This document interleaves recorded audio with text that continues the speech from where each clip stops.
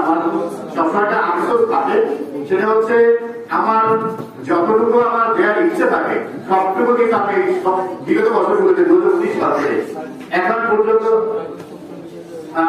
দিতে পারিনি।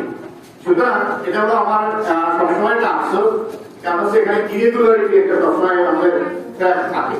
আমাদের শিক্ষার্থীদের মধ্যে সবসময় অনিয়মিত থাকা একটা প্রবণতা স্কুলে সবচেয়ে বেশি, যার কারণে আমি কিন্তু যতটুকু আমার দেওয়ার একটা ইচ্ছে থাকে সেটা কোনো শিক্ষকই দিতে পারে না।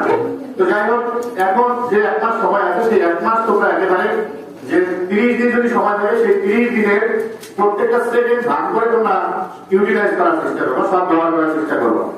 আর আমি যে কথাটি বললাম সকল শিক্ষার্থীদের ক্ষেত্রেই আমাদের তোমরা যদি নিয়মিত না আসো তাহলে কিন্তু শিক্ষার যে একটা ধারাবাহিকতা থাকে সেটা কিন্তু বজায় থাকে না।